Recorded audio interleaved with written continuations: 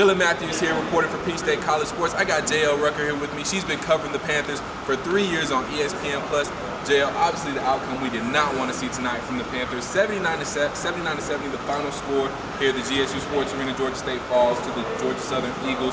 What did you see out of the game tonight? Well, I think what we saw was Southern came in here and they kind of established the momentum from the beginning. You know, they got out to that quick 9-0 lead, and Georgia State did respond, and they had moments where they got close. But even when Georgia State got close, it's like Southern was in control of the game. And I think they were out for revenge because of what happened at their place maybe about a month or so ago when they had that 14, 15-point lead. They let it slip. That was really embarrassing, you know, to them, you know, to get embarrassed at home like that. So I think they came in there with the mindset like, okay, we are going to attack. And it just, from there, the Panthers weren't able to respond.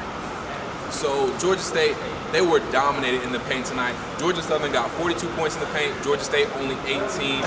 And what do you think was happening in the paint that allowed Georgia Southern to really take advantage of the Panthers on the inside? I just think the interior defense, like you said, it wasn't what we normally see from the Panthers because, excuse me, my voice is cracking as I'm saying. But what we've seen is the Panthers haven't allowed a lot of inside shots, you know, so that was kind of atypical of them.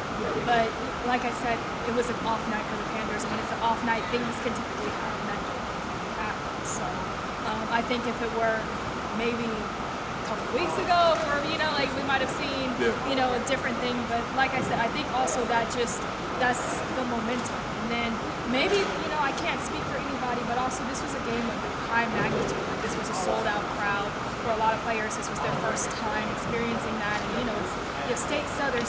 So maybe too, you know, it's like sometimes with big games, it's like you see the crowd. You know, there hasn't been a crowd like this all year long.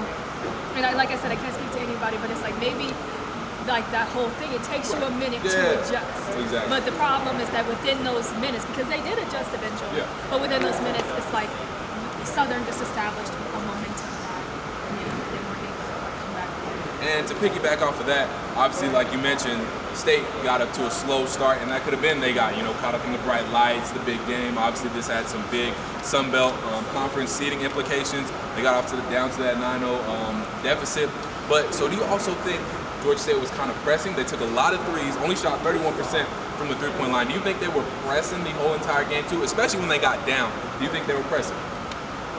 I think they were just trying to find something, you know, to establish momentum. I don't know if I would say it was pressing, but I would have liked to have seen more inside shots, because Southern wasn't really allowing them, like you mentioned. But normally those shots that we see them taking, they hit. You know, like we've seen it all year long. So I just think tonight, you know, was an off night in the sense like, you know, there were a couple threes that I saw from a couple players, and I'm like, I've seen them hit those threes, and I've seen them hit them back to back to back. And it's like Georgia State is a good three-point shooting team. They are good from the mid-range as well. It's just like it was an off night. Yeah, those off nights happen, and one of the things we know is that Georgia State is the two-time defending back-to-back conference champions. So with Rob Lanier being a first-year coach, do you think that there is any added pressure on him? Do you think he's feeling that pressure right about now?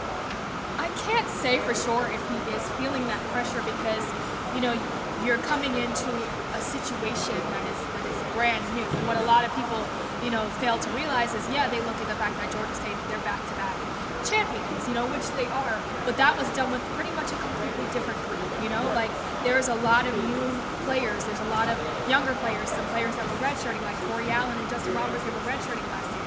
So it is like the core group of those championship, you know, that championship team, they are not gone, you know, and they played together for years, and they established a chemistry. And so it's kind of not fair to put that pressure on them because it's not the same team.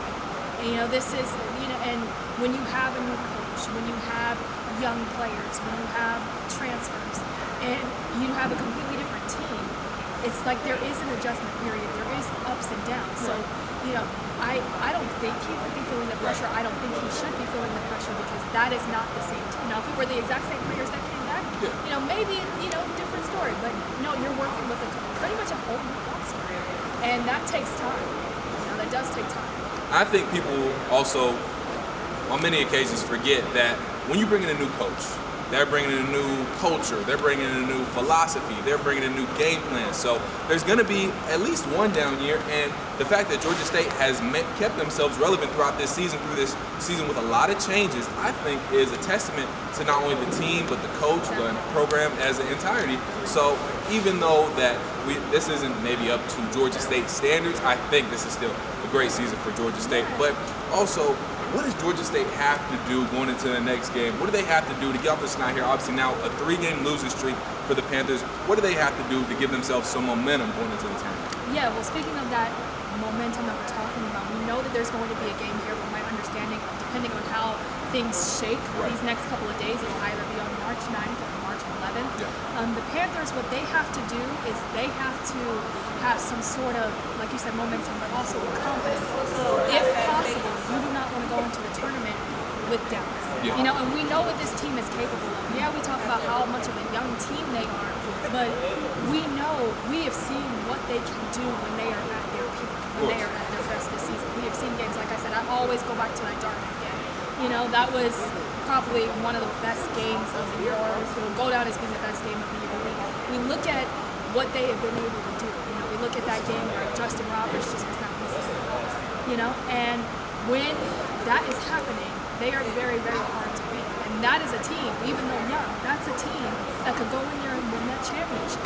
But if you have doubts, that's kind of when things can happen. I've seen teams, you know, various different sports lose, like talented teams lose because the mental just wasn't, you know, right there. You know, like, you know, you start getting those doubts. And I'm not saying that that's what's going to happen, you know, because by the same standpoint, a couple of years ago, I think this team, you know, the 2018 team lost their last game at home. There were some worries, there were some concerns, and everybody was like, I don't know what they're going to be able to do. They turned it around as soon as they got to New Orleans. They ended up winning the championship. So it's not indicative. It doesn't mean.